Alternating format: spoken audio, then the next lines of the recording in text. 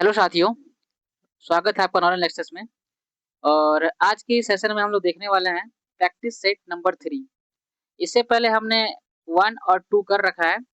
तो अगर आपने उस वीडियो को नहीं देखा है तो आप जाके देखें। मैंने इसका प्लेलिस्ट बना लिया है, तो आप आसानी से जाके वीडियो को ढूंढ सकते हैं और देख सकते हैं। ठीक है। बाकी इस सेशन में जैसे आपको पता है कि जीके जीएस के टॉप 50 सवाल कराए जाते हैं और ये सारे सवाल एमसीक्यू फॉर्मेट में होते हैं। ठीक है। और इन सभी सवालों के जैसे कि मैंने बताया एमसीक्यू फॉर्मेट में होते हैं, तो इनके 4 ऑप्शन भी होते हैं। तो इन चारों ऑप्शन को मैं फुल एक्सप्लेनेट करता हूँ। ठीक है, एक्सप्लेनेशन देता हूँ। तो भले ही यहाँ पे 50 सवाल है, लेकिन सारे फैक्टर को मिला के देखा जाए तो कम से कम 500 सवाल हो जाता है। तो एक प्रैक्टिस सेट में अगर आप 500 सवाल को टैकल करते हैं तो सोचिए आपके लिए कितना बेनिफिशियल होगा। तो मैं यही कहूंगा कि आप इस वीडियो को अंत तक देखें।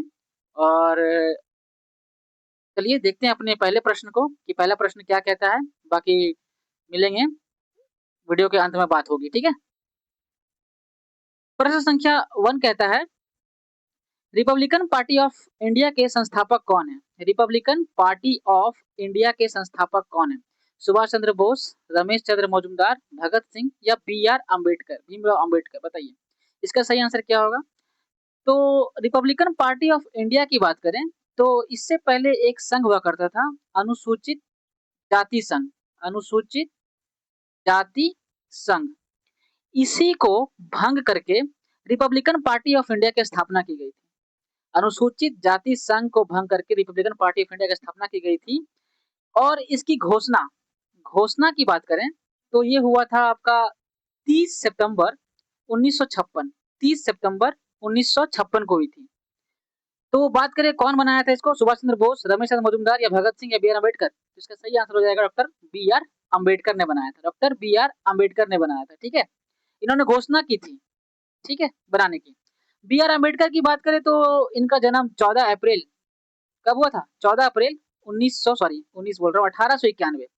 14 अप्रैल 1891 में इनका जन्म हुआ था। कहाँ हुआ था ये? महू, मध्य प्रदेश में। कहाँ हुआ था? महू, मध्य प्रदेश में। ठीक है, याद रखिएगा। तो जन्म की बात हो गई। और इनकी मृत्यु, मृत्यु कब हुई थी? इनकी मृत्यु, जब मृत्यु की बात करें तो ये हुआ था 6 दिसंबर 1956। 6 दिसंबर 1956, यानी कि 30 सितंबर को इन्होंने घोषणा की थी और 6 दिसंबर 1956 को इनकी मृत्यु हो गई थी। ठीक है, याद रखिएगा। और जब मृत्यु की बात कर रहे हैं तो इनका समाधि स्थल के बारे में देखेंगे। इनका समाधि स्थल का चैत्य भूमि क्या कहा जाता है? चैत्य भूमि कहा जाता है। कहाँ पर है ये?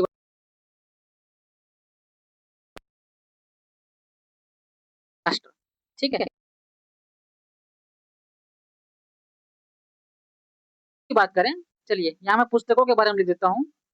पुस्तकों की बात करें थोड़ा सा, एनिहिलेशन ऑफ कास्ट क्या है? Annihilation of caste, annihilation of caste. शायद कलर दिख नहीं रहा सही से। फिर और दूसरे पुस्तकों की बात करें तो who are the Shudras, who are the Shudras कौन लिखा है? ये सब डॉक्टर बी आर अम्बेडकर का बुक है ना, बुक। ये मैं बुक के बारे में बता रहा हूँ। फिर और कोई बुक के बारे में बताएं तो बुद्धा एंड हिज,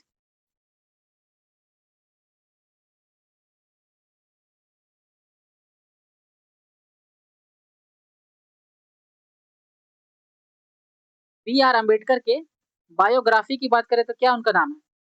बायोग्राफी का नाम क्या है? हुँ? तो उसका नाम है waiting for a visa. Waiting for a visa. Important सवाल है, परीक्षा में अक्सर पूछा जाता है। ठीक है, समझ में आया। बी आर अम्बेडकर की ही बात करें तो 1990 में 1990 में उन्हें भारत रत्न दिया गया था। भारत रत्न दिया गया था, लेकिन कब? मरणोपरांत था ये, मरणोपरांत। ठीक है, साल में है। बी आर अम्बेडकर के बारे में हमें जानकारी मिली। और भी कुछ एसोसिएशन की बात करें, जैसे कि यहाँ Republican of India, Republican party of India की बात किए हैं, तो हम लोग कुछ और बात करते हैं, जैसे कि H R A. H R a full form क्या है? फुल फॉर्म मैं बोल दे रहा हूँ, याद रख लीजिए, आप लोगों को पता ही होगा। Hindustan Republican association, Hindustan Republican association कब हुआ था गठन? 1924 में, 1924 में, 1924 में। ठीक है, कौन बनाया था ये? तो सचिंद्र नाथ सन्याल, सचिंद्र सन्याल। ठीक है, शॉर्ट में लिखते सचिंद्र सन्याल। ठीक है, और सेम एक और संगठन था HSRA, Hindustan socialist Republican association, Hindustan socialist Republican association, यानी HSRA। इसकी स्थापना कब हुई थी? इसके ठीक 4 साल बाद, इसके ठीक 4 साल बाद, याद रखिएगा। और इसकी स्थापना किसने की थी? चंद्रशेखर आजाद, चंद्रशेखर आजाद ने। ठीक है, और इनके साथ कौन थे?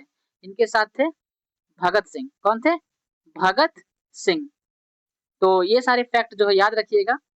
ठीक है, बढ़ते हैं अगले प्रश्न की ओर। प्रश्न संख्या 2, प्रश्न संख्या 2 कहता है वर्ष 1920 की खिलाफत कमेटी की सभा जिसने गांधी से असहयोग आंदोलन के नेतृत्व को संभालने का अनुरोध किया था, वह सभा किस शहर में हुई थी? इतना लंबा चौड़ा सवाल है ना, लेकिन आप यहाँ समझिए। वर्ष 1920 की बात हो रही है, खिलाफत जो कमेटी की जो सभा हुई थी वह किस शहर में हुई थी, यही पूछा जा रहा है सवाल में। ठीक है, सिंपली यही पूछा जा रहा है कि वह किस शहर में आयोजित की गई थी। बताइए, लखनऊ में की गई थी, लाहौर में की गई थी, इलाहाबाद या कराची? इसका सही आंसर हो जाएगा इलाहाबाद। इलाहाबाद आज क्या बोलते हैं इसको? प्रयागराज, है ना, प्रयागराज कहते हैं ना। इसका कहाँ की गई थी? इलाहाबाद। और इसी सभा में गांधी जी से असहयोग आंदोलन संभालने की नेतृत्व की मांग की गई थी। ठीक है, कि आप असहयोग आंदोलन का नेतृत्व कीजिए।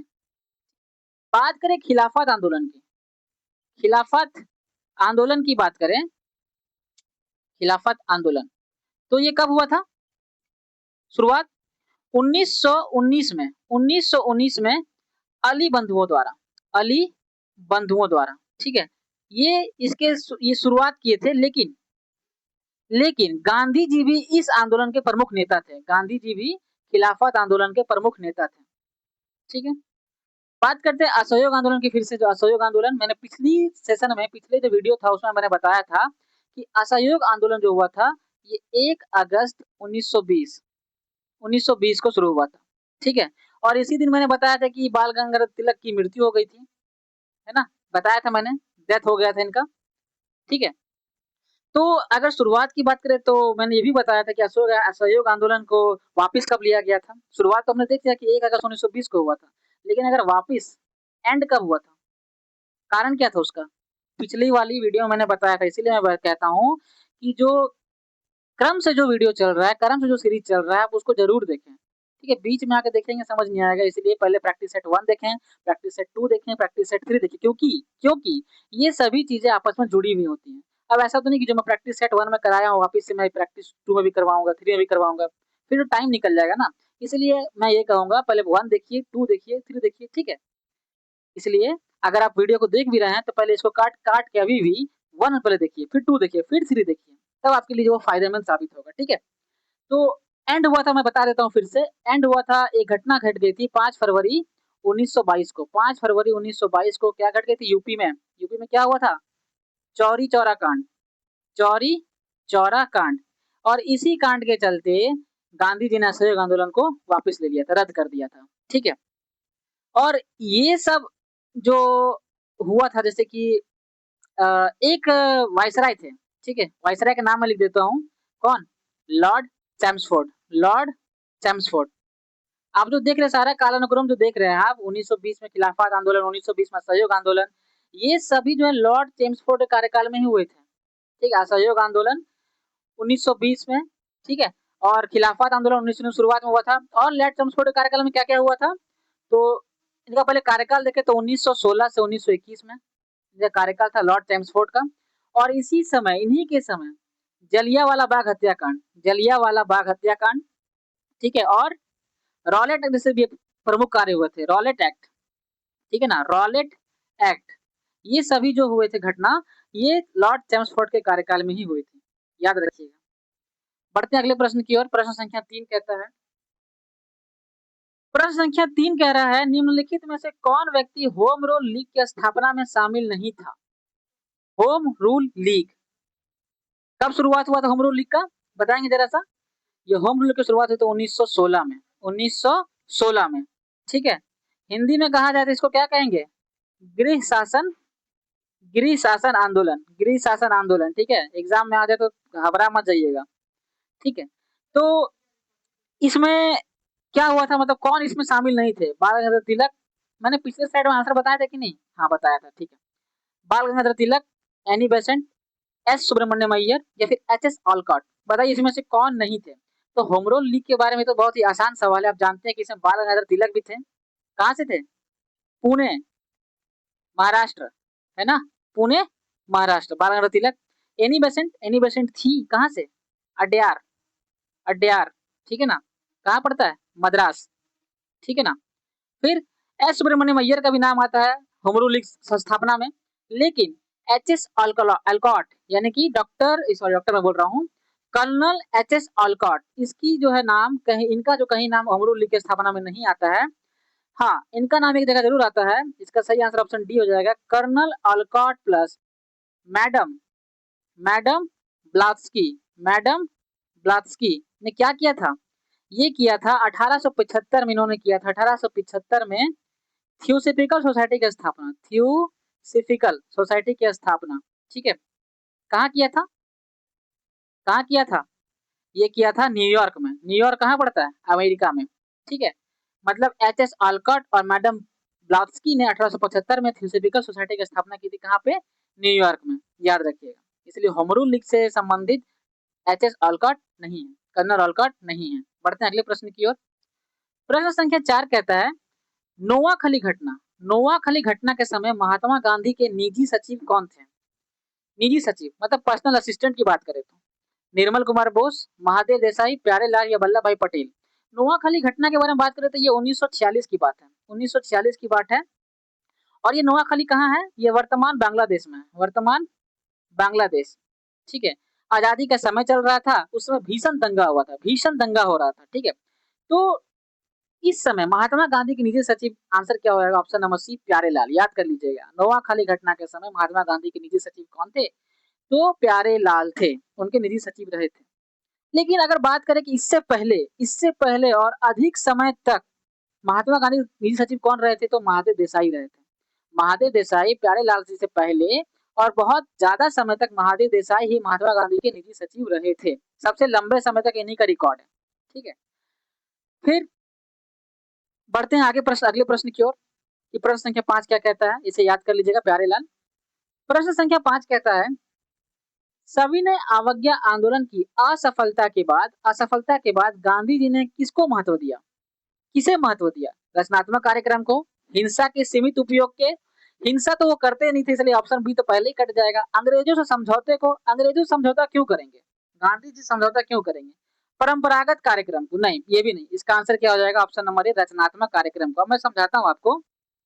जब आंदोलन सफल नहीं हुआ था ना, तो गांधी जी ने समाज सुधार, क्या किया था? समाज सुधार में लग गए थे, ठीक है। समाज सुधार में लग गए थे और रचनात्मक कार्य जैसे खादी निर्माण, खादी निर्माण, ठीक है। और मतलब समाज सुधार आप देख सकते हैं कि छुआछूत मिटाना, छोटे और बड़ों में जो है जातिवाद का जो है कम करना, ये सब काम जो है गांधी जी ने शुरुआत कर दिया था, ठीक है। सविनय अवज्ञा आंदोलन के बारे में बात करें तो ये 6 अप्रैल, मैंने पिछली वीडियो में बताया था, 6 अप्रैल 1930 से शुरू हो गई थी। कब हुआ था? क्यों हुआ था? क्योंकि इसी दिन दांडी मार्च करके नमक कानून तोड़ा गया था, ठीक है। नमक कानून जो है तोड़ा गया था। नमक कानून को तोड़कर असहयोग आंदोलन को स्टार्ट किया था गांधी जी ने 6 अप्रैल 1930 को। और जब ये नमक कानून तोड़ रहे थे दांडी में, तो गांधी जी के साथ कौन थे? महात्मा गांधी जी के साथ थे अमेरिकी पत्रकार, American reporter, American press reporter कौन थे? Webb Miller, Webb Miller Gandhi ji के साथ थे। याद रखिएगा, पॉइंट पूछ देता है कि जब दांडी मार्च हो रहा था, जब दांडी नमक सत्याग्रह के दौरान अमेरिकन रिपोर्टर कौन थे गांधी जी के साथ? तो वो कौन थे? Webb Miller. बढ़ते हैं अगले प्रश्न की ओर। प्रश्न संख्या 6 कहता है, बंकिम चंद्र चटर्जी, बंकिम चंद्र चटर्जी की रचना कौन सी नहीं है? बताइए कौन सा नहीं है? दुर्गेश नंदनी, आनंद मठ या पोस्ट मास्टर या देवी चौधरानी, कौन सा नहीं है बताइए आप? हाँ, तो मैं आपको बता देता हूँ कि इसका सही आंसर हो जाएगा पोस्ट मास्टर। क्या आंसर हो जाएगा? Post master. खैर इसको लोग बाद में आते हैं पोस्ट मास्टर किसका है। खैर पहले बंकिम चटर्जी के बारे में बात करते हैं। बंकिम चंद्र चटर्जी, इनकी रचना आनंद मठ बहुत फेमस है, जानते हैं आप। इसमें क्या मिलता है? 1882 का सन्यासी विद्रोह। सन्यासी विद्रोह के बारे में पढ़े होंगे आप लोग, किसमें पाया जाता है? आनंद मठ में। किसमें पाया जाता है? आनंद मठ में। 1882 का सन्यासी विद्रोह। फिर दुर्गेश नंदिनी, ये भी बंकिम चंद्र चटर्जी द्वारा ही लिखा गया है। देवी चौधरानी, ये भी इन्होंने लिखा है। इसके अतिरिक्त क्या लिखा है इन्होंने? कपाल कुंडला। क्या लिखा है इन्होंने? कपाल कुंडला। और पता है आपको हमारा राष्ट्रगीत वंदे मातरम, ये भी इन्होंने ही लिखा है। बात करें पोस्ट मास्टर की, तो पोस्ट मास्टर किसने लिखा है? तो पोस्ट मास्टर लिखा है रविंद्रनाथ टैगोर, आर एन टैगोर ने। ठीक है, रविंद्रनाथ टैगोर ने। और टैगोर जी से आप संबंधित एक और चीज याद रखिएगा, इनका एक काव्य संग्रह था गीतांजलि। क्या था? गीतांजलि। और इन्हीं के लिए 1913 में आर एन टैगोर को क्या मिला था? नोबेल अवार्ड मिला था, नोबेल प्राइज मिला था। भारत के सबसे प्रथम व्यक्ति बन जाते हैं नोबेल अवार्ड पाने वाले, कौन? रविन्द्रनाथ टैगोर, याद रखिएगा। रविन्द्रनाथ टैगोर के अन्य रचनाओं के बारे में बात करें तो इसमें क्या है? गोरा और चित्रा और हंगरी स्टोन्स, ये सभी रचनाएं किसकी है? किनकी है? रविन्द्रनाथ टैगोर की। ठीक है, बढ़ते अगले प्रश्न की ओर। प्रश्न संख्या 7 कहता है, वर्ष 1911 में किस सामाजिक कार्यकर्ता ने ब्रिटिश विधान परिषद के समक्ष, 1911 की बात हो रही है, सामाजिक कार्यकर्ता की बात हो रही है, ब्रिटिश विधान परिषद के समक्ष निःशुल्क तथा अनिवार्य शिक्षा का प्रस्ताव रखा था? किसने रखा था? सत्येंद्रनाथ बोस ने, गोपाल कृष्ण गोखले ने, दादा भाई नौरोजी ने, फिरोज शाह मेहता ने। इसका सही उत्तर की बात करें तो ऑप्शन हो जाएगा बी, गोपाल कृष्ण गोखले। गोपाल कृष्ण गोखले। जानते हैं आप लोग गोपाल कृष्ण गोखले किसके गुरु थे? महात्मा गांधी के गुरु थे। महात्मा गांधी गुरु थे ना गोपाल कृष्ण गोखले, याद रखिएगा। फिर 1911 में बात करें तो इन्होंने क्या किया था? ब्रिटिश विधान परिषद में यह मांग रखी थी कि समक्ष निःशुल्क और अनिवार्य प्राथमिक शिक्षा दिया जाए। गोपाल कृष्ण गोखले द्वारा ही servant society of India, servant society of India की स्थापना की गई थी। ठीक है, कब की गई थी? 1905 में। सर्वेंट सोसाइटी ऑफ इंडिया की स्थापना गोपाल कृष्ण गोखले द्वारा की गई थी 1905 में। हिंदी में बोले तो भारत सेवक समाज, भारत सेवक समाज। ठीक है, बात करते हैं फिरोज शाह मेहता का, तो इनका एक प्रमुख ये था, अखबार था, सॉरी अखबार था, प्रमुख अखबार क्या था? Bombay Chronicle, Bombay Chronicle. याद रखिएगा, पूछा जाता परीक्षा में कि बॉम्बे क्रॉनिकल से जुड़े हुए कौन थे? तो फिरोज शाह मेहता, याद रखिएगा। ठीक, फिर दादा भाई नौरोजी के बारे में बात करें तो poverty and un British rule in India, un British rule in India, इनका बुक तो बहुत फेमस है, आप लोग सबको याद ही होगा। खैर, बढ़ते अपने अगले प्रश्न की ओर। प्रश्न संख्या 8, निम्नलिखित में से दक्षिण भारत में विजय प्राप्त करने वाला पहला शासक कौन था? दक्षिण भारत, आसान सवाल है, कॉम्पिटिटिव एग्जाम की तैयारी करते हैं तो इन सब सवालों का आंसर आपको तो आना ही चाहिए, बहुत पहले पढ़ रखे होंगे आप लोगों ने। खैर, फिर भी मैं बता देता हूं, इसका आंसर हो जाएगा अलाउद्दीन खिलजी। अलाउद्दीन खिलजी। अलाउद्दीन खिलजी की बात करें तो इनका कार्यकाल 1296 से 1316 तक था, 1296 से 1316 तक। ठीक है, और अलाउद्दीन खिलजी का मूल नाम क्या था? अली गुरशासप, अली गुरशासप था। ठीक है, और अलाउद्दीन खिलजी ने ही सिकंदर सानी, सिकंदर ए सानी की उपाधि धारण की थी। ठीक है, मतलब दूसरा सिकंदर अपने को कहा था, दूसरा सिकंदर, सिकंदर सानी की उपाधि खुद ब खुद धारण कर लिया था। अलाउद्दीन खिलजी द्वारा ही, मैं आपको बताना चाहता हूं कि अलाउद्दीन खिलजी द्वारा ही हुलिया बदलना, यानी कि हुलिया प्रथा, हुलिया प्रथा, घोड़ा दागना, घोड़ा दागना, फिर बात करें अस्थाई सेना का, अस्थाई सेना का, नकद वेतन, नकद वेतन, ये सभी काम, ये सभी काम अलाउद्दीन खिलजी ने ही शुरुआत की थी। ठीक है, अलाउद्दीन खिलजी ने एक और इम्पोर्टेंट काम किया था, उसने काम किया था कि इक्तादारी प्रथा को खत्म कर दिया था। इक्तादारी जो प्रथा था, इसको क्या किया था? खत्म कर दिया था। और ये इक्तादारी प्रथा की शुरुआत किसने की थी? शुरुआत की थी इल्तुतमिश ने। किसने की थी? इल्तुतमिश ने, शमसुद्दीन इल्तुतमिश। ठीक, यहाँ बात हो रहा दक्षिण दक्षिण भारत विजय का। तो दक्षिण भारत विजय प्राप्त करने में अलाउद्दीन खिलजी का एक सेनापति था, एक दास था, जिसका नाम क्या था? मलिक काफूर। मलिक काफूर, ठीक है, मेन इसी का रोल है विजय प्राप्त करने का दक्षिण में। मलिक काफूर को 1000 दिनारी भी कहा जाता है। क्या कहा जाता है? 1000 दिनारी। मलिक काफूर क्या कहा जाता है? 1000 दिनारी। याद रखिएगा। बढ़ते अगले प्रश्न की ओर। प्रश्न संख्या 9 कहता है, निम्नलिखित में से कौन सा व्यक्ति रंपा विद्रोह से संबंधित है? रंपा विद्रोह। रंपा विद्रोह कब हुआ था बताइए? 1922 से 24 के बीच। 1922 से 24 के बीच कहाँ हुआ था? ये हुआ था आंध्र प्रदेश वाले एरिया में। आंध्र प्रदेश वाला जो रीजन है ना, ये उसी में हुआ था रंपा विद्रोह। तो इसका ऑप्शन क्या? बिरसा मुंडा थे? नहीं। कुशल कुंवर? नहीं। मंगल पांडे? बिल्कुल नहीं। सही आंसर क्या हो जाएगा? Option number C, Alluri Sitarama Raju. Alluri Sitarama Raju ने रंपा विद्रोह का नेतृत्व किया था, उनसे संबंधित है। बात करें मुंडा विद्रोह का, तो मुंडा विद्रोह हुआ था 1899 से 900 1900 के बीच। ठीक है, बिरसा मुंडा जिसके प्रमुख थे। फिर अगर हम इसी तरह रंपा विद्रोह के बारे में बात करते हैं, एक और विद्रोह याद रखिएगा, मोपला विद्रोह। मोपला विद्रोह बार बार सवाल एग्जाम पूछा जाता है, ठीक है, कंफ्यूजन की वजह से स्टूडेंट गलती कर देता है, लेकिन आपको याद रखना है मोपला विद्रोह 1921 में, 1921 में कहां पर? केरला के मालाबार क्षेत्र में, मालाबार तट पर हुआ था। ठीक है, जिसके नेता कौन थे?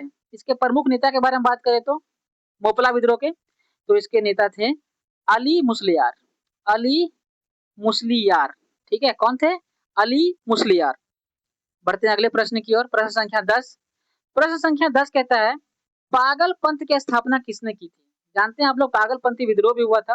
पागलपंथी विद्रोह के बारे में आप लोग पढ़े होंगे। तो ऑप्शन आपका है बुल्ले शाह, करम शाह, यदुवेंद्र सिंह या स्वामी सहजानंद। बताइए पागलपंथ की स्थापना किसने की थी? इसका सही आंसर हो जाएगा करम शाह ने। किसने की थी? करम शाह ने इसकी स्थापना की थी पागलपंथ की। और पागलपंथ विद्रोह की बात करें, पागलपंथी विद्रोह, पागलपंथी विद्रोह, विद्रोह के संबंध में अगर बात करें तो इसका शुरुआत करम शाह ने की थी, लेकिन करम शाह की मृत्यु के बाद टीपू शाह, टीपू शाह ने इसका नेतृत्व किया था।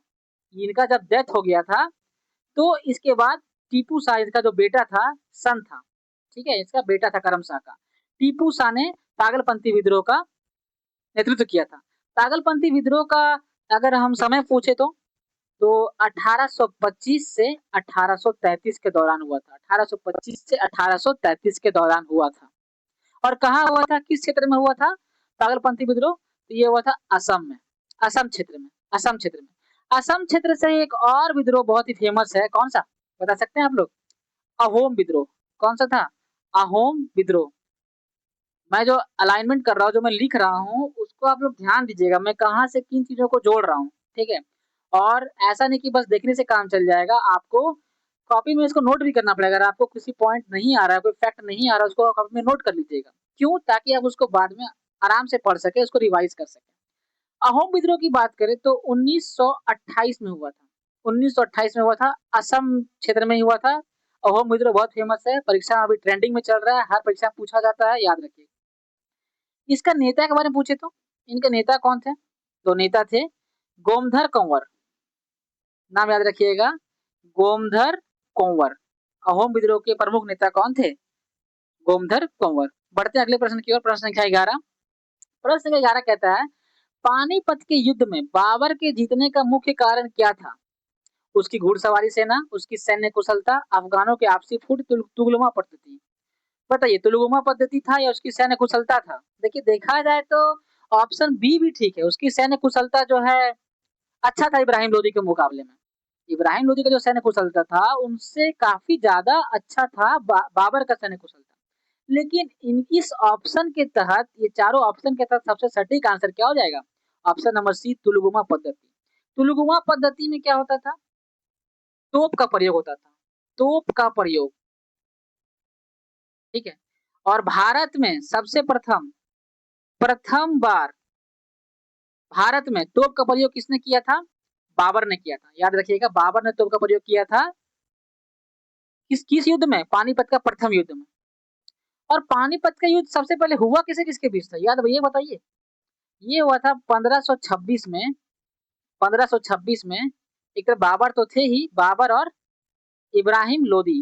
बाबर और इब्राहिम लोदी, ठीक है, 1526 में, जिसमें लोदी की मृत्यु हो गई थी, लोदी की हार हो गई थी। और ये दिल्ली सल्तनत का दिल्ली सल्तनत का एकमात्र ऐसा शासक था जिसका युद्ध भूमि में मौत हुआ था। युद्ध भूमि में मृत्यु पाने वाला पहला दिल्ली सल्तनत का शासक इब्राहिम लोदी। ये फैक्ट याद रखिएगा, परीक्षा में पूछा जाता है। तो जैसे ये बता रहा था, पानीपत के युद्ध में तोप का प्रयोग हुआ था। तो बाबर के दो प्रसिद्ध तोपची थे। दो प्रसिद्ध तोपची, नाम पता है क्या आपका? एग्जाम में पूछा जा सकता है, इंपॉर्टेंट है। उनके नाम थे उस्ताद अली। क्या नाम था? उस्ताद अली। और दूसरा वाला क्या नाम था? मुस्तफा अली। क्या नाम था? मुस्तफा अली। याद रखिएगा, उसके दोनों तोपची जो थे, पूरा जो है इब्राहिम लोदी की सेना को तहस नहस कर दिए थे। ठीक है, खैर, बाकी हम बात करें पानीपत का दूसरा युद्ध का। पानीपत का दूसरा युद्ध, दूसरा युद्ध किसके किसके बीच हुआ था? 1556 में। 1556 में अकबर प्लस अकबर वर्सेस कौन? हेमू। अकबर वर्सेस हेमू। हेमू यानी कि हेमचंद्र विक्रमादित्य। पानीपत का तीसरा युद्ध के बारे में बात करें तो, तीसरा युद्ध के बारे में बात करें तो कब हुआ था? 1761 में। 1761 में किसे किसके बीच? मराठा और अफगान शासक। मराठा और अफगान शासक। उसमें अफगान में कौन था? अहमद शाह अब्दाली। अहमद शाह अब्दाली। जिसमें क्या हुआ था? जिसमें अफगानों की जीत हुई थी और मराठों की हार हुई थी। ठीक है, याद रखिएगा इतने सारे फैक्ट। बढ़ते अगले प्रश्न की ओर। प्रश्न संख्या 12 कहता है, मध्यकाल में जौनपुर में मध्यकाल में जौनपुर में स्वतंत्र सरकी राजवंश, ये याद करने वाला फैक्ट है बस, ठीक है। सरकी राजवंश की स्थापना किसने की थी? मलिक उस सर्क, हुसैन शाह सरकी, शमसुद्दीन इब्राहिम सरकी या फिरोज शाह तुगलक? सही आंसर हो जाएगा मलिक उस सर्क। मलिक उस सर्क। कहीं कहीं मलिक उस सर्क का नाम मलिक सरवर भी लिखा रहता है। मलिक सरवर भी लिखा रहता है, तो कंफ्यूज मत होइएगा, याद कर लीजिएगा। मलिक सरवर या फिर मलिक उस सर्क जो है जौनपुर में स्वतंत्र सरकी राजवंश के संस्थापक थे। जौनपुर को ही सिराज ए हिंद कहा जाता था। क्या कहा जाता था? सिराज ए हिंद। किसे कहा जाता था? जौनपुर को। किसे कहा जाता था? जौनपुर को। ठीक है, बढ़ते हैं अगले प्रश्न की ओर। प्रश्न संख्या 13 कहता है, अधिक संख्या में दफनाए गए बच्चों के समाधान किसमें प्राप्त हुए हैं? कहाँ प्राप्त हुए हैं? किस संस्कृति में प्राप्त हुए हैं? बताइए। मालवा संस्कृति से, जौरवे संस्कृति से, कायठा संस्कृति से या फिर आहार संस्कृति से? किस संस्कृति से प्राप्त हुए हैं? इसका सही उत्तर के बारे में बात करें तो ये हो जाएगा जौरवे संस्कृति से। जौरवे संस्कृति से, ठीक है। मतलब अधिक संख्या में दफनाए गए बच्चों के समाधान कहाँ प्राप्त हुए हैं? जौरवे संस्कृति। कहाँ से? जौरवे संस्कृति से। और ये जौरवे संस्कृति जो था ना, ये ताम्र पाषाणिक काल में था। ताम्र पाषाणिक काल से संबंधित था। ताम्र पाषाणिक संस्कृति था। ठीक है, मतलब कैल्कोलिथिक एज से संबंधित था। और ये मुख्य रूप से महाराष्ट्र वाला क्षेत्र में, महाराष्ट्र वाला एरिया में फैला हुआ था। ठीक है, महाराष्ट्र एरिया में फैला हुआ था। बढ़ते हैं अगले प्रश्न की ओर। प्रश्न संख्या 14 कहता है कि भागवत संप्रदाय के विकास में किसका योगदान अत्यधिक था? भागवत संप्रदाय, बताइए बताइए। भागवत संप्रदाय, अच्छा सवाल है। कितना बढ़िया बढ़िया सवाल मैं लेके आता हूँ और आप लोगों का रिस्पॉन्स अच्छा नहीं होता है, तो बहुत बुरा लगता है। ठीक है, तो वीडियो को अंत तक देखें, ठीक है। और इससे पहले अगर प्रैक्टिस सेट 1 और 2 नहीं देखा है आपने, तो उसको जरूर देखिए। 1 एंड 2 ऑलरेडी डाला जा चुका है, प्लेलिस्ट बना जा चुका है, आप उसको देखिए। तो भागवत संप्रदाय के विकास में किसका योगदान अधिक अत्यधिक था? पार्थियन का, हिंदू यूनानी का, या किसान का, या गुप्त का? सही उत्तर देखे तो आंसर हो जाएगा ऑप्शन नंबर डी, गुप्त। गुप्त क्या था? ये वैष्णव धर्म को मानते थे। क्या मानते थे? ये वैष्णव धर्म को मानते थे। और उनका राजकीय चिन्ह क्या था? राजकीय चिन्ह के बारे में बात करें तो क्या था, बता सकते हैं कोई? उनका राजकीय चिन्ह था गरुड़। ठीक है, गरुड़। गरुड़ था उनका राजकीय चिन्ह। गुप्तों के शासन काल को ही इतिहास का स्वर्ण काल, इतिहास का स्वर्ण काल कहा जाता है। इसके साथ साथ इन्हीं के समय मंदिरों शैली में बढ़ोतरी हुई थी। मंदिरों का निर्माण हुआ था, ठीक है। गुप्त काल के दौरान ही मंदिरों का निर्माण सबसे अत्यधिक शुरू हुआ था। शुरुआत ही यहीं से हुआ था, गुप्त काल में ही शुरुआत हुआ था और निर्माण भी अत्यधिक हुआ था। अच्छा, यहाँ पर जैसा ऑप्शन दिख रहा है हिंदू, यूनानी, कुषाण, गुप्त, इनसे मुझे एक फैक्ट याद आ रहा है।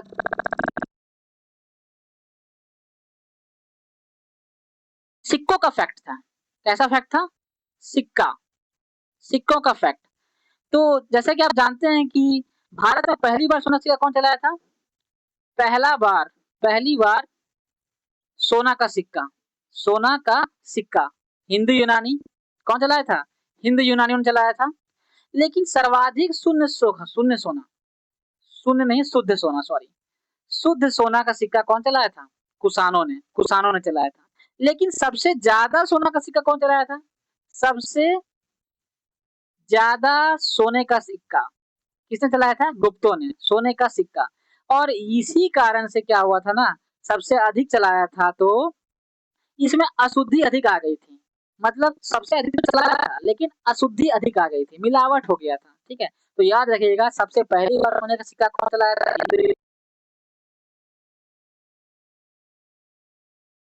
ज्यादा सोने का सिक्का कौन चलवाया था? तो गुप्तों ने। लेकिन उसमें काफी ज्यादा अशुद्धियां आ चुकी हैं। बढ़ते हैं अगले प्रश्न की ओर। प्रश्न संख्या 15। प्रश्न संख्या 15 क्या कहता है? तो प्रश्न संख्या 15 कहता है, धमेक स्तूप कहाँ स्थित है? धमेक स्तूप, जैसे कि आप जानते हैं कि स्तूप किससे संबंधित होता है? बौद्ध धर्म से। बौद्ध धर्म से संबंधित होता है स्तूप। तो धमेक स्तूप कहाँ संबंधित है, कहाँ स्थित है? आगरा, मिर्जापुर, जौनपुर या सारनाथ? बताइए। तो धमेक स्तूप स्थित है सारनाथ में। कहाँ स्थित है? सारनाथ में। अगर स्तूपों की बात करें, अगर स्तूपों की बात करें तो सांची का स्तूप, सांची का स्तूप है कि नहीं? फिर भरहुत स्तूप, भरहुत स्तूप, केसरिया स्तूप, इन सभी के बारे में बात करें, थोड़ा थोड़ा हम लोग इसके बारे में बात करेंगे, ज्यादा नहीं, क्योंकि समय भी देखना पड़ेगा।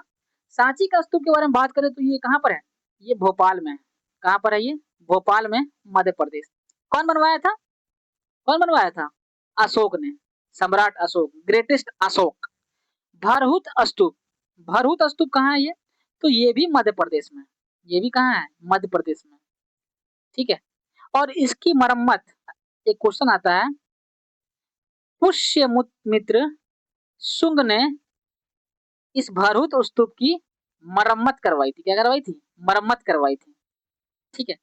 केसरिया स्तूप के बारे में बात करें तो कहाँ स्थित है? पूर्वी चंपारण। बता सकते हैं पूर्वी चंपारण कौन सा राज्य में है? सब बता देगा, है ना। कहाँ पर है? बिहार में है। कहाँ पर है? बिहार में। और यही केसरिया स्तूप स्तूप भारत का, भारत का, याद रखिएगा, भारत का सबसे बड़ा स्तूप है केसरिया स्तूप। फैक्ट सारे याद करने लायक है, आप इसको याद करिए। किसी भी चीज को जो है आप नेग्लेक्ट नहीं कर सकते, अनदेखा नहीं कर सकते। एक और फैक्ट कहा जाता है कि अशोका ने अशोक ने कितना बनवाया था? देखिए बताता हूँ। अशोक ने टोटल 84,000 स्तूप बनवाए थे। कितना बनवाया था? 84,000, यानी कि 84,000 स्तूप अशोका ने अकेले बनवाया था, ठीक है।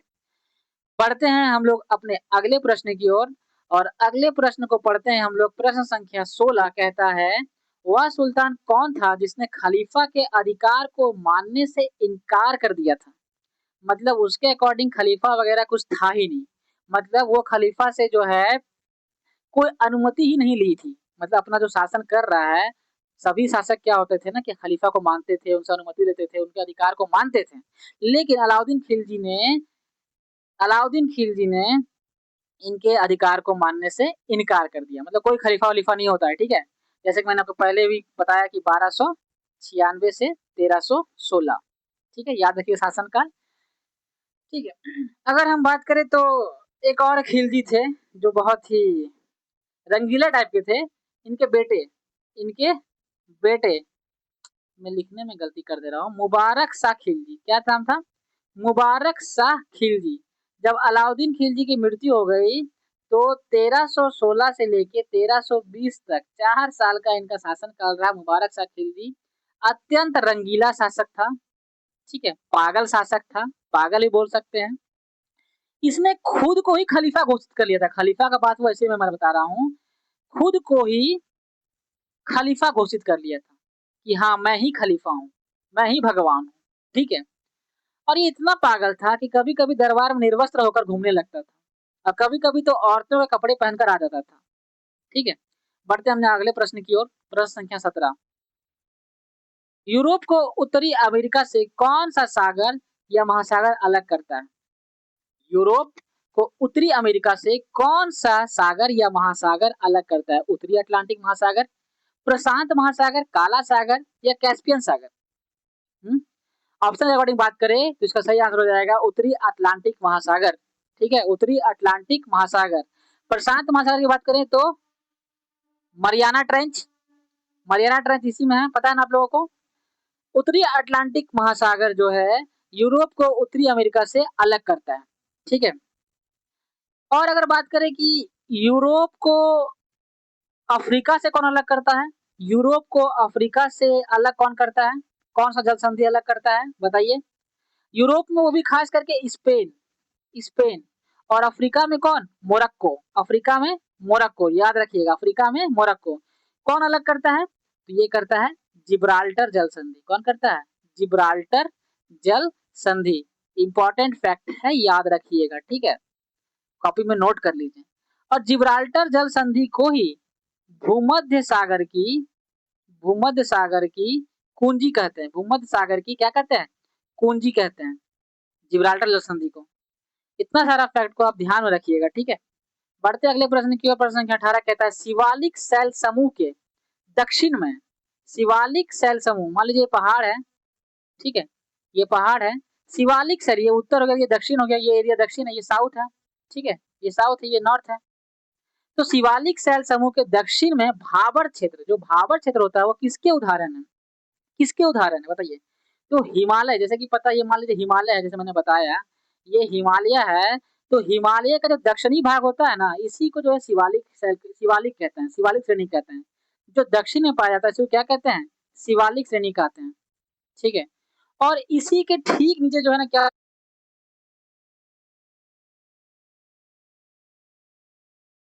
और पानी जो बहता है पहाड़ों से, जो हिमालय से बहता है, वो पानी जो है जमीन के अंदर गायब होकर बहने लगता है।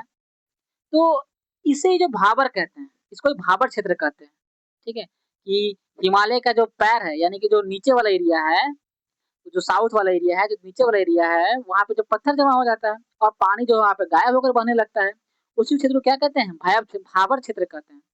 तो ऑप्शन के अनुसार क्या इसका आंसर हो सकता है?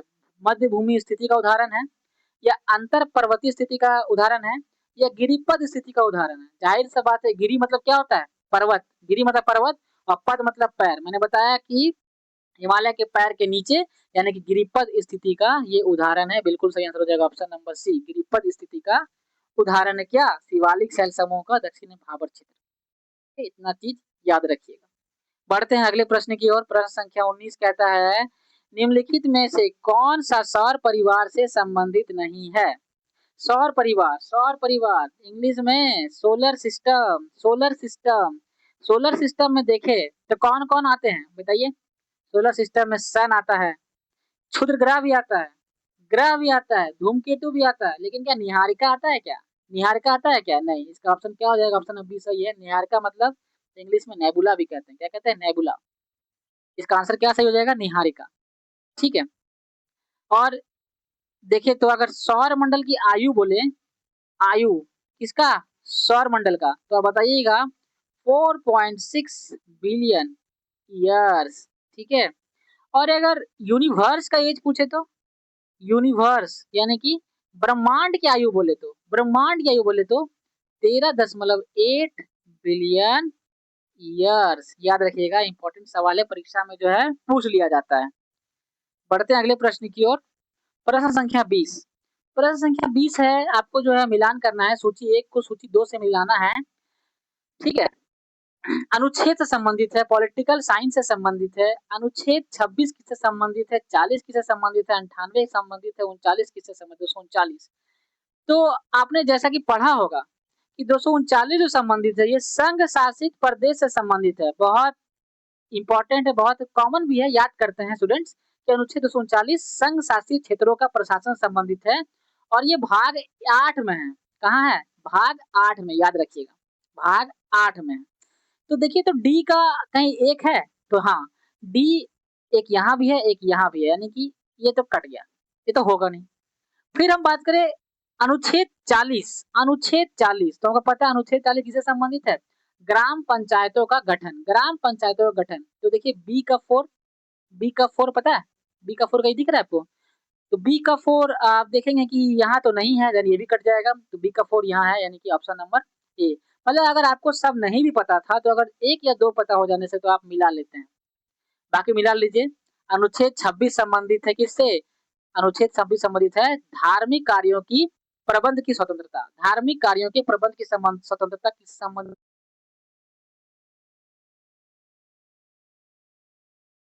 संसद सचिवालय संबंधित है। आपका आपका आंसर मिल चुका है। बढ़ते हैं अगले प्रश्न की ओर। प्रश्न संख्या 21, प्रश्न संख्या 21 क्या कहता है जरा देखेंगे। निम्नलिखित क्षेत्रों में से किस एक क्षेत्र में राज्य सरकार का स्थानीय इकाइयों पर नियंत्रण नहीं होता है? राज्य सरकार का स्थानीय इकाइयों पर नियंत्रण नहीं होगा। कब नहीं होगा? कहाँ नहीं होगा? नागरिकों की शिकायतों पर, या आर्थिक मामले पर, या विधि निर्माण पर, या फिर कार्मिक मामले पे। जैसे कि मैं बता दूं आपको कि आर्थिक मामले, कार्मिक मामले और विधि निर्माण जो है ना, ये तीनों जो है, ये तीनों तीनों ये क्या है? ये राज्य सरकार का नियंत्रण होता है। राज्य सरकार का इसमें नियंत्रण होता है। क्यों नियंत्रण होता है? क्योंकि इससे संबंधित जितने भी नियम होते हैं ना, ये विधानमंडल ही तय करता है, ये विधानमंडल ही नियम बनाता है। तो इसलिए हम ये कह सकते हैं कि आर्थिक मामले, कार्मिक मामले और विधि निर्माण मामले में राज्य सरकार का सीधा नियंत्रण होता है। ठीक है, और इसलिए सही इसका आंसर क्या हो जाएगा? ऑप्शन नंबर ए, नागरिकों की शिकायतें। यानी राज्य सरकार का स्थानीय इकाइयों पर नागरिकों की शिकायतों पे कोई भी नियंत्रण नहीं होता है, सीधा नियंत्रण लोग या तो न्यायालय जाते हैं, ठीक है, या फिर स्वतंत्र निकायों के पास चले जाते हैं, ठीक है, जो उनका जो है शिकायतों को दूर कर लेते हैं, दूर कर देते हैं। तो बढ़ते हैं अपने अगले प्रश्न की ओर। प्रश्न संख्या 22, प्रश्न अधिक बार आए हुए हैं, तो कथन और निष्कर्ष वाला सवाल है, कूट वाला सवाल है। पढ़ते हैं ऑप्शन नंबर ए को। मौलिक अधिकार पर है, तो ये भाग 3 में तो है। मैंने बताया था पिछली कक्षा में कि अनुच्छेद कितना 12 से 35 क्या है? मौलिक अधिकार। मैग्ना कार्टा, मैग्ना कार्टा की संज्ञा है ना, याद रखिएगा आप लोग, मैग्ना कार्टा की संज्ञा भी इसी इसको दी जाती है, मौलिक अधिकार को। तो भाग यूएसए के बिल ऑफ राइट्स पर आधारित है। जी बिल्कुल, बिल्कुल सही है। मौलिक अधिकार कहाँ से लिया? ये तो बिल्कुल ही सही है। हाँ, तो ये तो सही हो गया, यानी कि ये तो मेरा आंसर होगा नहीं। पढ़िए ऑप्शन कथन बी पढ़िए। संविधान के अनुच्छेद 21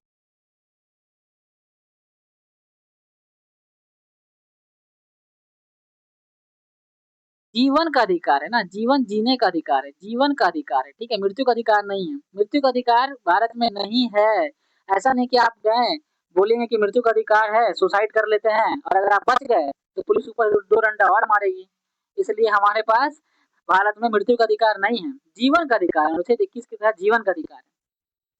सी देखते हैं, भारतीय संविधान एक पूर्ण संघीय संविधान है? नहीं, बिल्कुल पूर्ण नहीं है, पूर्ण नहीं है। ये कैसा है? ये अर्ध संघीय संविधान है। कैसा है ये?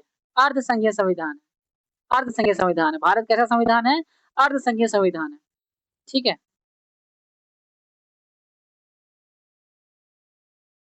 का उदाहरण हम ले सकते हैं अमेरिका का, अमेरिका का, ठीक है, अमेरिका का। और भारत को अर्ध संघीय संविधान किसने कहा था? ये कथन किसका था? तो केसी व्हीलर का, केसी व्हीलर का यह कथन था कि भारत का संविधान एक अर्धसंघीय संविधान है, जबकि जबकि अमेरिका का संविधान कैसा है? एक पूर्ण संघीय संविधान है। यानी कि ऑप्शन सी भी गलत है, ये भी गलत है, ये भी गलत है। भारतीय संविधान के अनुसार मूलभूत अधिकार को हटाया जा सकता है? नहीं। भारतीय संविधान के अनुसार मूलभूत अधिकार को कैसे हटा सकते हैं? क्योंकि ये मूलभूत अधिकार जो है, ये मौलिक ढांचे का हिस्सा है, ये पार्ट है। इसमें आप संशोधन कर सकते हैं, संशोधन हो सकता है, लेकिन आप इसको पूर्णतः हटा नहीं सकते। इसलिए ऑप्शन नंबर डी भी गलत है। इसलिए आंसर क्या हो जाएगा कि ऑप्शन नंबर डी, केवल बी सी डी गलत है, केवल बी सी डी गलत है, ऑप्शन नंबर ए सही है। ठीक है, बढ़ते हैं अगले प्रश्न की ओर। प्रश्न संख्या 23 कहता है, वर्ष 2011 में भारत के संविधान में होने वाले 97वां संशोधन का संबंध किस विषय से है? 97वां संशोधन का संबंध किस विषय से है? 14 वर्ष तक के बच्चों को अनिवार्य व निःशुल्क शिक्षा? नहीं, ये तो था हमारा 86वां संविधान संशोधन 2002। ठीक है, जिसके अकॉर्डिंग क्या था, अनुच्छेद 21 ए के तहत 14 वर्ष तक के बच्चों की अनिवार्य व निःशुल्क शिक्षा दी जाएगी। ठीक है, अनुच्छेद 21 ए के तहत 14 वर्ष तक के बच्चों को अनिवार्य व निःशुल्क शिक्षा दी जाएगी। ऑप्शन बी कहता है सहकारी संस्थाओं का गठन व कार्य संचालन। हमारा आंसर मिल चुका है, ऑप्शन बी सही आंसर है। 97वां संविधान संशोधन के तहत सहकारी समितियों का गठन किया गया था, सहकारी समितियों का गठन किया गया था। मैं आपसे कुछ सवाल पूछता हूँ। भाग 9 क्या था? भाग 9 ए क्या है? भाग 9 बी क्या है? बताइए। भाग 9 की बात करें तो ये पंचायती राज से संबंधित है, पंचायती राज से संबंधित है। कब हुआ था ये? 73वां संविधान संशोधन कॉन्स्टिट्यूशन अमेंडमेंट एक्ट 1993। भाग 9 ए के तहत क्या आता है? तो ये नगर पालिका, नगर पालिका से संबंधित है। कब? 74वां कॉन्स्टिट्यूशन अमेंडमेंट एक्ट 1993। भाग 9 बी में क्या आता है? तो यही सहकारिता, सहकारिता यानी कि कोऑपरेटिव, सहकारिता से संबंधित है, जिसे क्या 97वां संविधान संशोधन 2011 में जोड़ा गया था। ठीक है, बढ़ते हम लोग अगले प्रश्न की ओर। प्रश्न संख्या 24, भारत के संसद द्वारा पंचायत प्रावधान अनुसूचित क्षेत्रों तक विस्तार कानून कब पारित किया गया? भारत के संसद द्वारा पंचायत प्रावधान को अनुसूचित क्षेत्रों तक कब विस्तार किया था? पंचायती जो प्रावधान था ना, उसको अनुसूचित क्षेत्रों तक फैलाना था। वो कब पारित किया गया था? 1992 में, 1994 में, 1996 में या 1999 में? इसका सही आंसर हो जाएगा 1996 में। और इसी को क्या कहते हैं? पेसा एक्ट भी कहते हैं। ये तो पढ़ा होगा आपने, पेसा एक्ट। इसी को क्या कहते हैं शॉर्ट में? पैसा एक्ट, पैसा एक्ट। कब हुआ था? 1996 में। अगला प्रश्न, प्रश्न संख्या 25, व्यक्तिगत परियोज्य आय यानी कि पीडीआई, पीडीआई फुल फॉर्म क्या? फुल फॉर्म पूछ लेगा तो, फुल फॉर्म पूछ लेगा तो क्या बताइएगा? पर्सनल डिस्पोजल और इनकम। ठीक है, पीडीआई ये क्या है? यहाँ पे खाली स्थान में क्या भराएगा? क्या पीडीआई बराबर व्यक्तिगत आय माइनस व्यक्तिगत कर भुगतान होगा? देखिए, पीडीआई वैसा होता है कि पीडीआई मतलब व्यक्तिगत आय, आपको जो आय मिलेगा उसमें आपको पर्सनल, जो आपका पर्सनल टैक्स होगा उसको तो भुगतान माइनस कर ही लीजिए, और उसके बाद साथ साथ नॉन टैक्स है जो उसको भी माइनस कर लीजिए। बाकी जब वो कट पिट के जो कुछ बचता है उसी को पीडीआई कहते हैं। मतलब आपके पास जो टोटल इनकम आया उसमें से आप हर तरह के टैक्सों को, हर तरह के देनदारी को चुकाने के बाद, सभी टैक्स और सरकारी देनदारियों को चुकाने के बाद जो शुद्ध पैसा आपके हाथ में वेतन के रूप में, इनकम के रूप में आता है ना, कम कहते हैं। ठीक है, ऑप्शन नंबर बी सही आंसर है। बढ़ते हैं अगले प्रश्न की ओर। प्रश्न संख्या 26 कहता है, शरीर के संपर्क में स्पिरिट ठंडी अनुभूति देती है क्योंकि यह, ये क्या है? ये एक द्रव्य है, ये एक पारदर्शी है, अत्यंत वाष्पशील है, यह सुचालक है? सही आंसर हो जाएगा यह एक अत्यंत वाष्पशील पदार्थ है, यह अत्यंत वाष्पशील पदार्थ है। स्पिरिट के साथ साथ आप इत्र लगाए होंगे, इत्र लगाए होंगे या फिर सैनिटाइजर का आप इस्तेमाल किए होंगे, तो आपको जो है ठंडक का अनुभूति मिला होगा लगाने के साथ। एक्चुअली होता क्या है कि हवा के संपर्क में आते ही यह बहुत तेजी से वाष्प में बदल जाता है ना?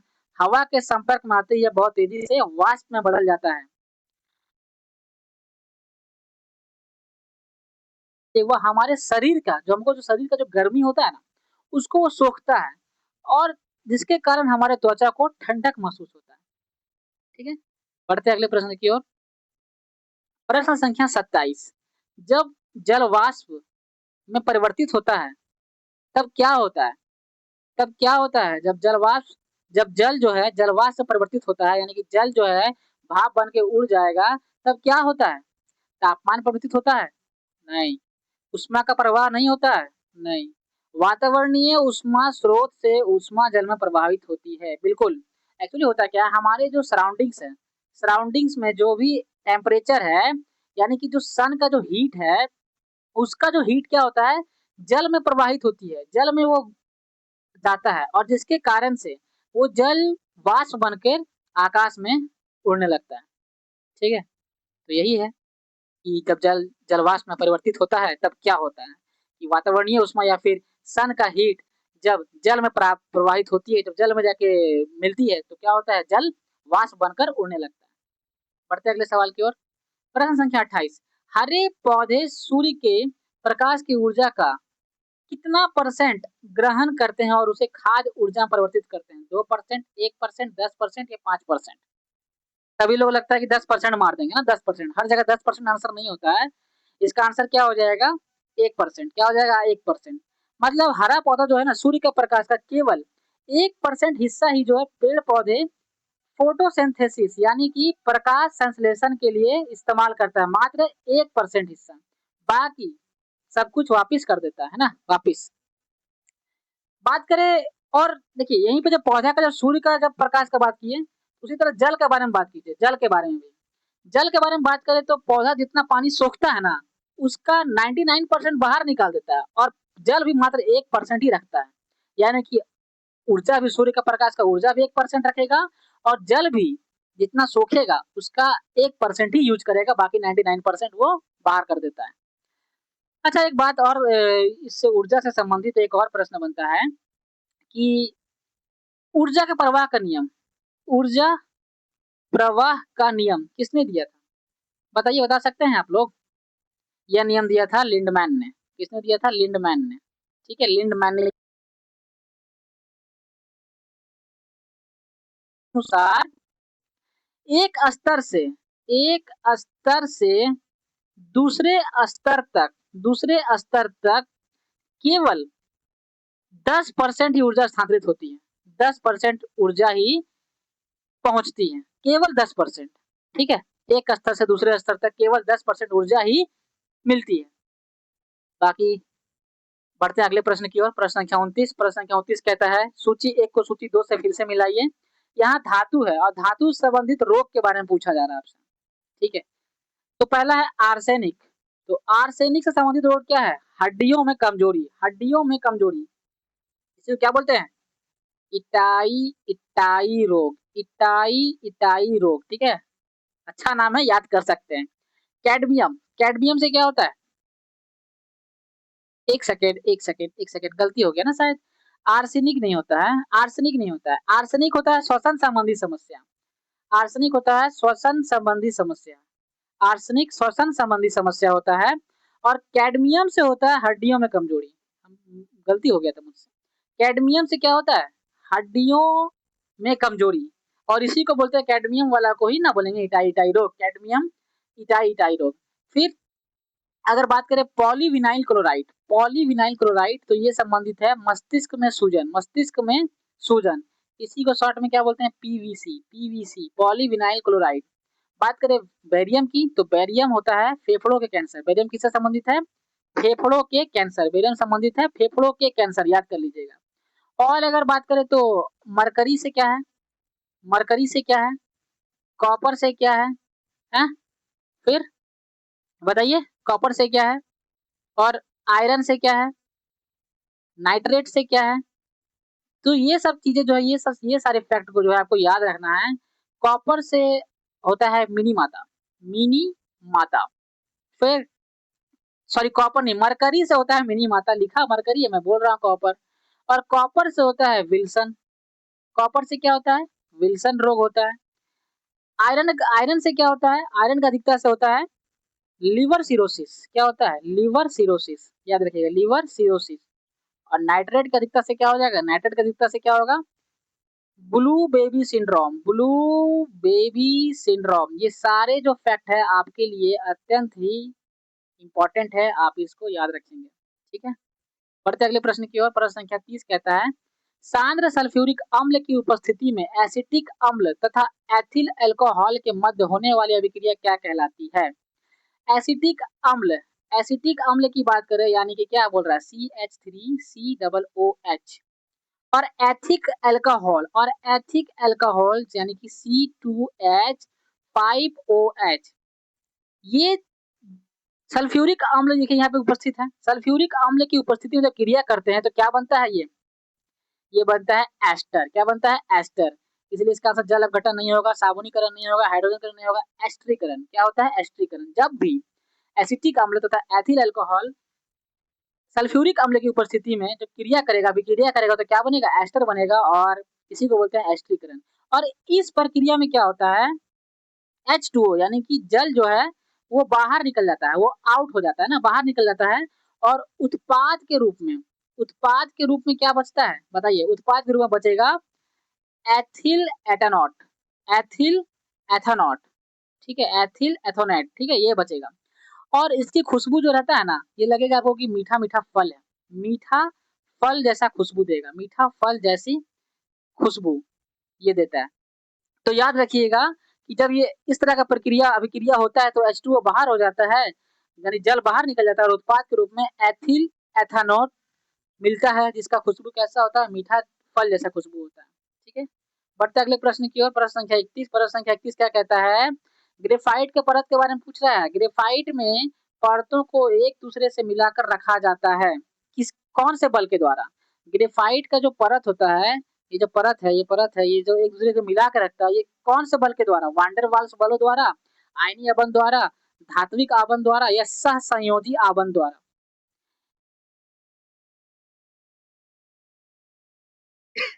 ग्रेफाइट के परतों के बीच सबसे कमजोर बल पाया जाता है, कमजोर बल पाया जाता है, ठीक है, कमजोर बल पाया जाता है, जिसे वांडर वाल्स बल कहते हैं। ठीक, क्या कहते हैं, जिसे वांडर वाल्स बल कहते हैं। और इसी बल के कारण, ग्रेफाइट के कारण एक दूसरे से बहुत क्या चिकनी होती है, क्या होता है, बहुत ज्यादा चिकना होता है, बहुत ही ज्यादा स्लिपरी होती है ना, मतलब बहुत ज्यादा फिसलाहट होता है उसमें। ठीक है, मुलायम भी होता है, सॉफ्ट भी कह सकते हैं, सॉफ्ट होता है क्या, ग्रेफाइट का, ग्रेफाइट का परत, ग्रेफाइट। बढ़ते अगले प्रश्न की ओर।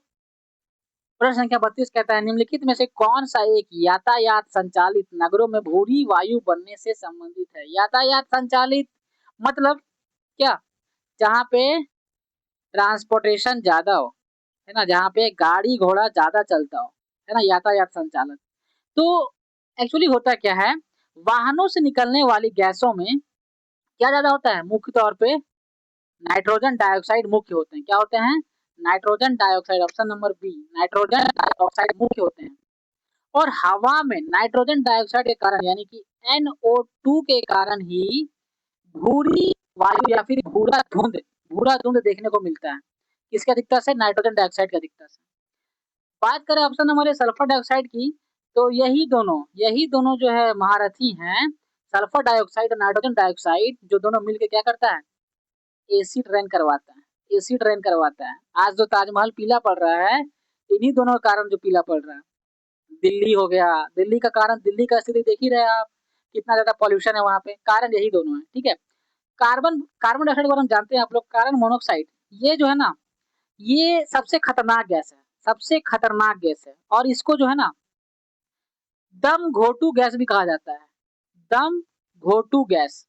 किसे, कार्बन मोनोऑक्साइड CO, है ना, दम घोटू गैस।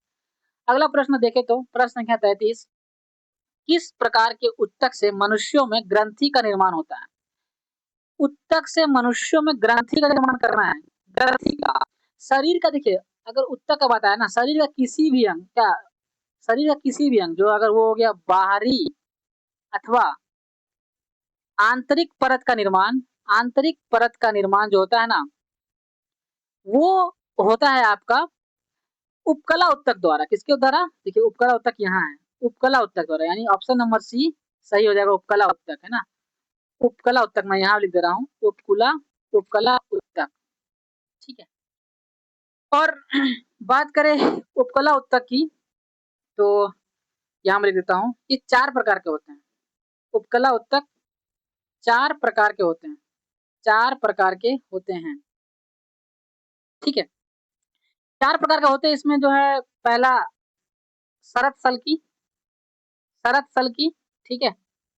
दूसरा बोले तो अस्तरित, दूसरा अस्तरित, तीसरा बोले तो घनाभाकार, घनाभाकार 4 प्रकार के बोले ना मैंने। और चौथा चौथा बोला तो क्या, स्तंभाकार, स्तंभाकार। तो ये जो है उपकला उत्तक के 4 प्रकार होते हैं, ठीक है। तो हम लोग देखेंगे इसमें कि ग्रंथियों का जो निर्माण यहाँ बात हो रहा है, ग्रंथियों का निर्माण ये घनाभाकार उत्तक में होता है, ठीक है। घनाभाकार उपकला उत्तक में अधिक होता है, यही द्वारा होता है। यहाँ पे लिख दीजिए ग्रंथि, ये ग्रंथि से संबंधित है। किससे संबंधित है, ग्रंथि से संबंधित है, ठीक है। स्तंभाकार, स्तंभाकार कहाँ होता है बताइए उत्तक, ये होता है आमाशय या फिर आप कह सकते हैं छोटी आंत, आमाशय या छोटी आंत में इस तरह का उत्तक होता है, ठीक है। पढ़ते हैं अगले प्रश्न की ओर। प्रश्न संख्या 34 कहता है, मनुष्य की लार में उपस्थित एक घातक लाइसोजाइम किस रूप में कार्य करता है। ये लाइसोजाइम है ना, लाइसोसोम नहीं है, लाइसोसोम मत समझ लीजिएगा, ये लाइसोसोम नहीं समझना है इसको, ये है क्या, लाइसोजाइम। तो लाइसोजाइम किस रूप में कार्य करता है, प्रतिजीवाणु कारक, जाइमोजोन, एमाइलेज या लाइपेज। इसका सही आंसर हो जाएगा प्रतिजीवाणु कारक के रूप में ये कार्य करता है। मनुष्य के लार में पाए जाने वाला लाइसोजाइम एंजाइम भोजन के साथ आने वाला जो हानिकारक जो सूक्ष्म जीव होता है, उन जीवाणुओं को मुंह में ही मार देता है। ये प्रतिजीवाणु कारक वही है, ये जो हानिकारक जो सूक्ष्म जीव रहता है उसको मुंह में ही मार देता है, ठीक है। तो बेसिकली इसका काम है क्या, साफ सफाई का, है ना, साफ सफाई का काम है, इसको हम लोग कह सकते हैं ये साफ सफाई का कार्य करता है। ठीक उसी प्रकार लाइसोसोम क्या है, एक सेल बॉडी है, मतलब सेल बॉडी का एक पार्ट है, सेल बॉडी का पार्ट है ना, लाइसोसोम। लाइसोसोम एक सेल बॉडी का पार्ट है और ये क्या करता है, इसे कहते हैं आत्महत्या, आत्महत्या थैली, आत्महत्या थैली, ठीक है। ये भी सफाई का काम करता है, यानी कि दोनों का नाम भी सेम है और काम भी सेम है, ठीक है। बढ़ते अगले प्रश्न की ओर। प्रश्न संख्या 35, पौधों में रंध्रों का खुलना एवं बंद होना किस पर निर्भर करता है, प्रासरणीयता, स्फीति दाब या वाष्पोत्सर्जन निस्यंदन। तो रंध्र को ही क्या बोलते हैं, स्टोमेटा कहते हैं, क्या कहते हैं, स्टोमेटा कहते हैं। और द्वार कोशिकाओं जो यहाँ पे जो होता है, द्वार कोशिकाओं पर यह जो है खुलना और बंद होता है, यानी कि इसका ऑप्शन नंबर बी सही होगा। ये जो गार्ड सेल होता है, इंग्लिश में मैं लिख दे रहा हूँ गार्ड सेल, द्वार कोशिका, हिंदी में द्वार कोशिका की स्फीति पर ये प्रभावित होता है। पाया जाने वाला छोटा छिद्र होता है, कैसा होता है, ये छोटा छिद्र होता है। इनके द्वार पर यही होता है जो मैं बताया, गार्ड सेल होता है, द्वार कोशिकाएं होती है। और जब इन कोशिकाओं में पानी यानी कि जल प्रवेश क्या होता है, फूल जाता है,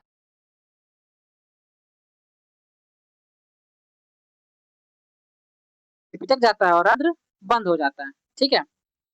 अच्छा, पत्तियों के छिद्र को रंध्र कहते हैं और अगर तना का छिद्र को हो तो क्या बोलेंगे, तना का जो छिद्र है तो क्या बोलेंगे, तना के छिद्र को क्या कहेंगे, इसको कहेंगे वात रंध्र, वात रंध्र।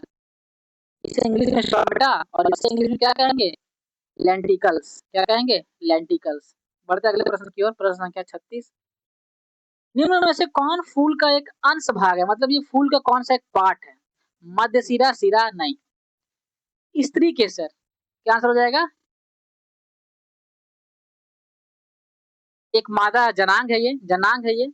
और पुरुष के लिए क्या है, क्या है पुरुष के लिए, पुरुष फूल के लिए, फूल पुरुष है ना, फूल पुरुष के लिए मैं लिख देता हूँ पुंग केसर।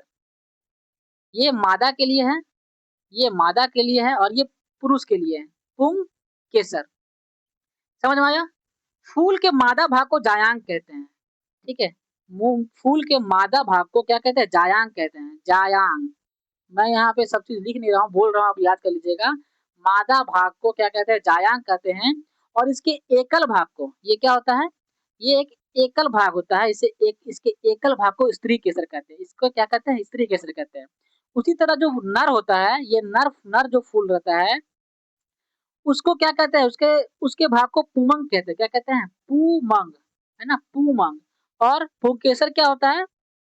पुंकेसर क्या होता है? एकल भाग होता है। एकल भाग होता है, ठीक है? जैसे कि यहाँ पर एकल भाग स्त्री केसर, यहाँ पे एकल भाग पुंकेसर, ठीक है? मादा भाग जयांग और पुरुष भाग नर भाग पुमंग, ठीक है? याद रखिएगा। स्त्री केसर के 3 पार्ट होते हैं, है ना? 3 भाग होते हैं, याद रखिएगा। मैं यहाँ लिख देता हूँ फिर भी। एक होता है वर्तिकाग्र, वर्तिकाग्र जिसे क्या कहते हैं? स्टिग्मा। क्या कहते हैं? स्टिग्मा। फिर एक होता है, क्या होता है? वर्तिका, वर्तिका जिसे कहते हैं स्टाइल। और तीसरा क्या होता है? अंडाशय, अंडाशय, ठीक है? स्त्री केसर का ये 3 भाग होता है। अगर पुंकेसर का बात करें, पुंकेसर का 2 भाग होते हैं। पुंकेसर का 2 भाग होता है। 2 भाग कौन-कौन सा है? पराग कोश, पराग कोश, ठीक है? इंग्लिश में क्या कहते हैं इसको? एंथर कहते हैं। क्या कहते हैं? एंथर कहते हैं। और दूसरा क्या कहते हैं? तंतु, तंतु इंग्लिश में क्या कहते हैं? फिलामेंट। तो इतना जो है फैक्ट जो है आप लोग याद रखिएगा, ठीक है? ये दोनों जो है ना, दोनों आवश्यक अंग इम्पोर्टेंट है। स्त्री केसर और पुंकेसर, इसके बिना जो है फल या बीज नहीं बन सकता। अत्यंत ही आवश्यक है, इसके बिना फल या बीज बनेगा ही नहीं। बढ़ते हैं अगले प्रश्न की ओर। प्रश्न संख्या 37 कहता है, सफेद फास्फोरस के संबंध में निम्नलिखित कथनों पर विचार करें। सफेद कथनों के बारे में विचार करना है, और क्या विचार करना है कि कौन सा कथन सही है, कौन सा कथन सही है। प्रश्न कथन एक कहता है, यह एक विषैला पदार्थ है, जो बिल्कुल विषैला पदार्थ है, जिसका उपयोग रासायनिक हथियार के रूप में किया जा सकता है। हाँ, सही है, किया जा सकता है। यह अत्यधिक ज्वलनशील है, जी बिल्कुल। और हवा के संपर्क में आने पर स्वतः प्रज्वलित हो जाता है, जी बिल्कुल। बिल्कुल, ये भी सही है, ये भी सही है। फास्फोरस का P4 जिसको बोलते हैं, तो इसका आंसर क्या हो जाएगा? ऑप्शन नंबर 1 और 2 दोनों सही है। अगला प्रश्न, सामान्य ठंड में निम्नलिखित में से कौन नासिका संकुलन यानी कंजेशन, नासिका संकुलन नाक से संबंधित है, नासिका संकुलन नाक से संबंधित के लिए उत्तरदायी है? इसमें क्या होता है? ठंड लगना या फिर एलर्जी होने पर हिस्टामिन नामक, हिस्टामिन नामक रसायन निकलता है। ये क्या निकलता है? हिस्टामिन नामक रसायन निकलता है, जिससे नाक बहना लगता है या फिर छींक आना शुरू हो जाता है। किसके कारण होता है ये? इसी कारण होता है। कभी भी कोई पूछे नाक बहना या छींक आना किसके कारण होता है? ये हिस्टामिन नामक रसायन के कारण होता है। और जब डॉक्टर के पास जाइएगा तो आपको वही दे देगा, क्या? एंटी हिस्टामिन दवाई दे देगा। ये दे देगा, आप खाइएगा, ठीक हो जाइएगा, ठीक है? बढ़ते हैं अगले प्रश्न की ओर। प्रश्न संख्या 39, केंद्रक कला, केंद्रक कला मतलब आप बोल सकते हैं कि झिल्ली बोल सकते हैं। केंद्रक कला को ही क्या बोलते हैं? झिल्ली का निर्माण किस कोशिकांग द्वारा होता है? अंतर्द्रव्य जालिका, हरित लवक, माइटोकॉन्ड्रिया, गोल्गी का है। मैंने बताया था कि हरित लवक कहाँ पाया जाता है? पादपों में, केवल केवल पादपों में। इसका आंसर हो जाएगा अंतःप्रद्रव्य जालिका, अंतर्द्रव्य जालिका में ये निर्माण होता है, ठीक है? केंद्रक के चारों ओर जो झिल्ली होता है ना, उसका निर्माण कहाँ होता है? अंतःप्रद्रव्य जालिका में द्वारा किया जाता है, ठीक है? बढ़ते हैं अगले प्रश्न की ओर। प्रश्न संख्या 40, लसिका एवं रुधिर, रुधिर यानी कि क्या? रक्त, रक्त यानी कि क्या? ब्लड, ठीक है? लसिका एवं रुधिर किस उत्तर कारण है? एक्चुअली हम लोग जानते हैं कि रक्त जो है कि नहीं, शरीर का संयोजन में ये काम करता है, संयोजी ऊतक है, शरीर को जोड़ने का काम करता है, इसलिए तो संयोजी ऊतक भी कहा जाता है, रक्त और लसिका ये दोनों।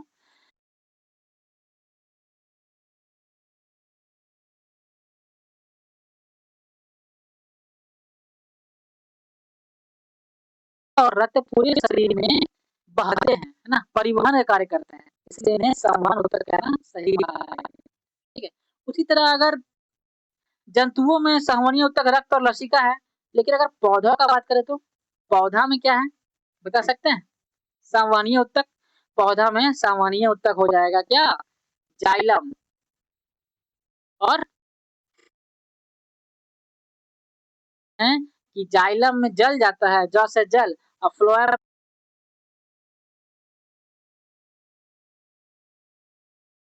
यानी कि जाइलम से जल और फ्लोएम से फल यानी कि भोजन जाता है, ठीक है? याद रखने का ट्रिक है, आप लगा सकते हैं। क्वेश्चन नंबर 41, भारतीय अर्थव्यवस्था के संदर्भ में खुला बाजार परिचालन किसे निर्देशित करता है? खुला बाजार परिचालन यानी कि OMO यानी कि open market.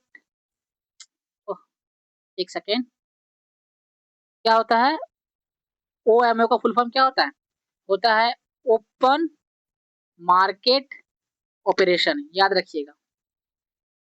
Open market operation खुला बाजार परिचालन क्या निर्देशित करता है? अनुसूचित बैंकों द्वारा आरबीआई से ऋण लेना नहीं, इसमें कहीं भी ऋण देने और देने की बात नहीं होती है।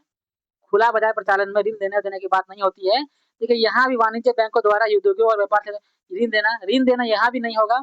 ऑप्शन नंबर सी, आरबीआई द्वारा सरकारी प्रतिभूतियों का क्रय और विक्रय करना। जी बिल्कुल, खुला बाजार परिचालन में मुख्यतः प्रतिभूतियों का क्रय विक्रय किया जाता है। किसके द्वारा? आरबीआई के द्वारा। ठीक है, आरबीआई के द्वारा प्रतिभूतियों यानी कि शेयर्स का क्रय और विक्रय किया जाता है। इसी को क्या कहते हैं? खुला बाजार परिचालन अर्थात OMO अर्थात ओपन मार्केट ऑपरेशन। बढ़ते अगले प्रश्न की ओर। प्रश्न संख्या 42 कहता है पूंजी खाता परिवर्तनीयता की सिफारिश निम्न में किस समिति ने की थी? देखिए पिछली सेशन में, पिछले वीडियो में भी मैंने जो है बहुत सारी समितियों को लिखवाया था, तो इसलिए मैं बार बार कह रहा हूँ कि अगर आपने प्रैक्टिस सेट 1 और 2 नहीं देखा है तो उसको जाकर जरूर देखें, और वीडियो को अगर आपने यहाँ तक देखा तो एक बार लाइक जरूर कर दीजिए। ठीक है, मैं ऐसे लाइक करने तो बोलता नहीं हूँ, अंत में एक बार बोलता हूँ, लेकिन अगर आपको जरा से भी अच्छा लग रहा है तो एक वीडियो को लाइक कर दीजिए, शेयर कर दीजिए, कॉमेंट बता दीजिए एंड सब्सक्राइब करना ना भूलें। ठीक है, फिर बढ़ते हैं सवालों की ओर। पूंजी खाता परिवर्तन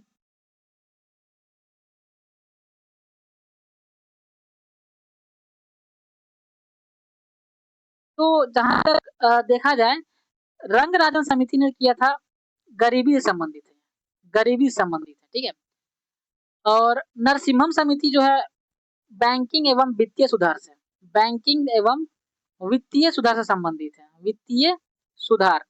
ठीक है, और आबिद हुसैन समिति जो है ना, ये लघु उद्योग से संबंधित है। इसका सही आंसर क्या हो जाएगा? तारापुर समिति, तारापुर समिति। जैसे कि मैंने पिछली वीडियो में बताया था चलैया समिति के बारे में, 1991 में जो कर सुधार हुआ था। सरकारी आयोग और पूंजी आयोग के बारे में मैंने बताया था, जो केंद्र राज्य संबंध संबंधित था। ठीक है, एक और समिति याद रख लीजिएगा, मैंने पिछली वीडियो में नहीं बताया था शायद, मल्होत्रा समिति, मल्होत्रा समिति। किससे संबंधित है ये? बीमा क्षेत्र में सुधार, बीमा क्षेत्र में सुधार। ठीक है, बढ़ते आगे अगले प्रश्न की ओर। प्रश्न संख्या 43, भूगोल को मानव पारिस्थितिकी के रूप में परिभाषित करने वाला विद्वान कौन है? भूगोल को मानव पारिस्थितिकी के रूप में परिभाषित करने वाला विद्वान कौन सा है? Vidal de Laplace, Jean Brunhes, H.H. Barrows या फ्रेडरिक रेटजेल? इसका सही आंसर हो जाएगा H.H. बैरोज। H.H. बैरोज ने ही मानव पारिस्थितिकी के रूप में पेश किया था भूगोल को। ठीक है, अगर आपसे बात करें कि सिर्फ पारिस्थितिकी शब्द को, एक सेकेंड मैं पूरा लिखना दीजिए मुझे। पारिस्थितिकी शब्द, इसको किसने दिया था? मुझे लिखने दीजिएगा पहले, उसके बाद पूरा। पारिस्थितिकी तंत्र, पारिस्थितिकी तंत्र, इसका उल्लेख सर्वप्रथम किसने किया था?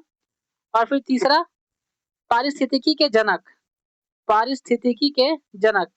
3-4 तरह से सवाल पूछा जाता है, आपको सबका आंसर पता होना चाहिए। बताइए, ये मैंने 3 सवाल मैंने लिख दिया है, आपको आंसर बताना है। सबसे पहले पारिस्थितिकी शब्द का इस्तेमाल किसने किया था? ये किया था, पारिस्थितिकी शब्द का इस्तेमाल किया था अर्नेस्ट हैकल ने। किसने किया था?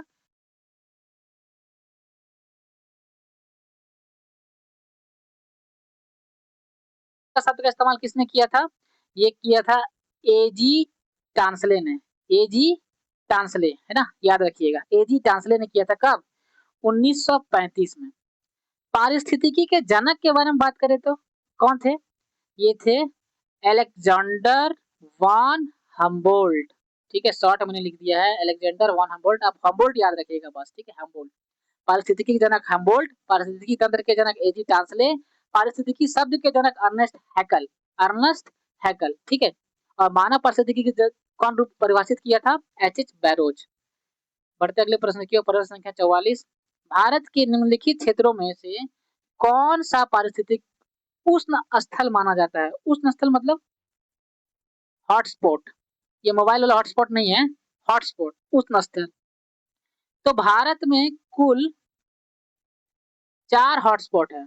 कितना हॉटस्पॉट है? कुल 4 उष्ण स्थल है, जिसका मैं नाम लिख देता हूँ। 1 नंबर पे आता है आपका हिमालय क्षेत्र, हिमालय क्षेत्र।